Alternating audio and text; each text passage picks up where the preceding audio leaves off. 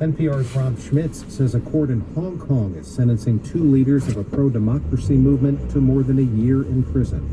The Occupy Central protest 5 years ago demanded more open elections and sought to force the city leader to step down. Tens of thousands joined sit-ins and peaceful street demonstrations using umbrellas to shield themselves when the police stepped in and used tear gas and pepper spray to disperse the crowds.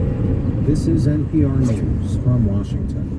Good morning from WGBH Radio Newsroom. I'm Joe Matthew with the local stories we're following. With the conservative majority on the Supreme Court looking likely now to support the inclusion of a citizenship question on next year's census, local advocates are concerned about the effects of an undercount here in Massachusetts. We get more from WGBH Radio's Mark Hurd. There's evidence the added citizenship question could cause millions of Hispanics and immigrants to go uncounted nationally. Nancy Wagman is with Mass Budget, an independent think tank. She says that immigrants are a large part of the state's population growth. We are at risk of not being able to document that population growth unless we have a complete and accurate count of every single person who lives in the house. Wagman says even without the citizenship question on the 2010 census, an estimated 20,000 Massachusetts kids were undercounted then, and that school funding could be in jeopardy.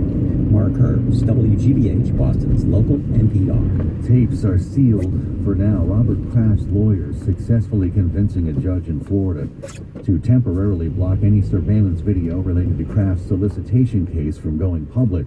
The judge ruled the tapes will remain under wraps unless a jury is established and Kraft proceeds to trial. The state's Board of Education is hiring Stanford University researchers to examine the most recent MCAS exam.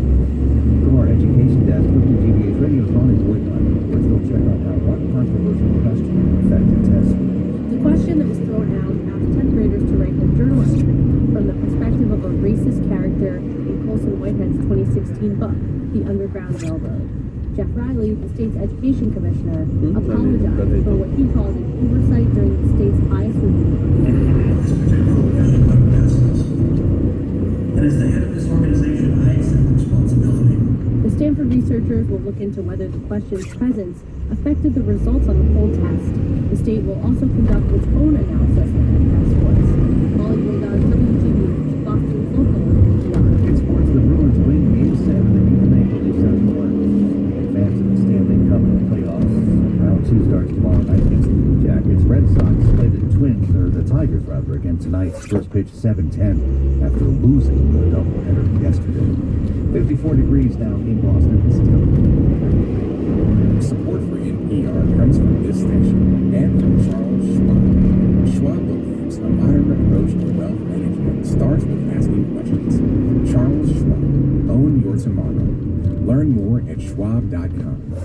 From the Condita Fund, supporting individual dignity and sustainable communities through investments in transformative leaders and ideas. Learn more at kendedafund.org. And from the ECMC Foundation at ecmcfoundation.org. It's Morning Edition from NPR News. I'm Rachel Martin.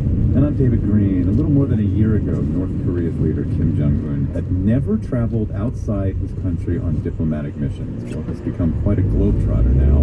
He's gone to China, South Korea, Singapore, and Vietnam to meet with world leaders. Now, Kim has arrived in the Russian port city of Vladivostok, where he's meeting with Russian President Vladimir Putin tomorrow. NPR's Anthony Kuhn is following this from Tokyo. Hi, Anthony. Hey there, David. I guess some geography here. Vladivostok is actually a lot closer to North Korea than it is to Moscow. Is Putin with a long trip here? That's right. If he flies, he has an 8.5-hour flight. Kim, on the other hand, is taking a train, so it's going to take him a bit longer, even though Vladivostok is in his backyard. But he's already there. We've seen him on TV exiting his train and being greeted by Russian officials. He's expected to meet with Putin one-on-one on Thursday, and then go into a bigger meeting. We'll probably tour the city a bit and then head back to North Korea on Friday. And the Kremlin is saying that Putin and Kim are going to be discussing the denuclearization of the Korean Peninsula. Why now? What's the timing of this visit, do you think? Well, as you noted, Kim was in diplomatic isolation until last year. And, you know, Russia is North Korea's second main ally, really, after China. And the Soviet Union was North Korea's first main backer. They installed Kim Jong-un's grandfather as the country's leader after World War II. So there's a lot of historical significance, and Kim has to make up for lost time. I want to play a little bit of tape here of President Trump. This was Trump back in February in Hanoi, where he was meeting with Kim. The two were shaking hands in front of the media. I think that your country has tremendous economic potential, unbelievable, unlimited. And I think that you will have a tremendous future with your country, a great leader. And I look forward to watching it happen and helping it to happen. And we will help it to happen. Now, of course, Anthony, Trump and Kim's meeting ended early. There was no agreement. So I guess I wonder, is this Kim saying, okay, if nothing feels like it's moving forward with the United States, I'm going to reach out to more traditional allies now?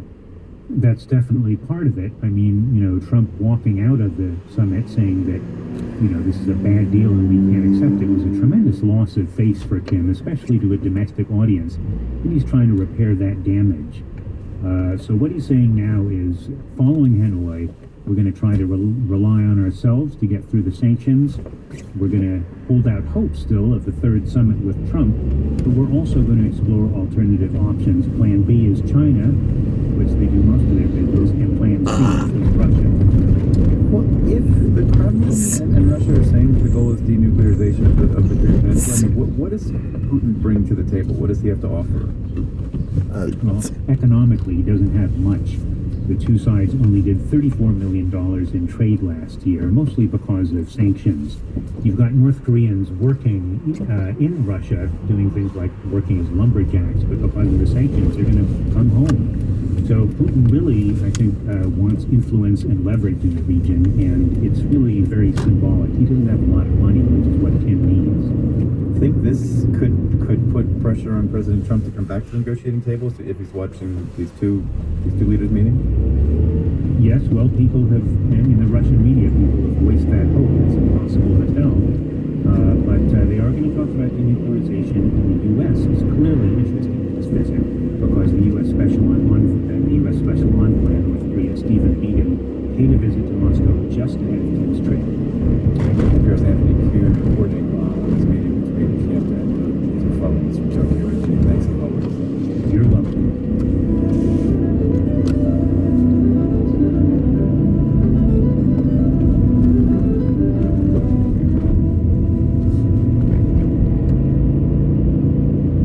Mexican officials say they're dealing with an unprecedented number of migrants coming through their country, as many as 300,000 since January 1st. They insist Mexico is securing its borders. But after a raid on a caravan in southern Mexico this week, advocates accused the Mexican government of mistreating migrants and bowing to President Trump's threats. NPR's Carrie Kahn reports.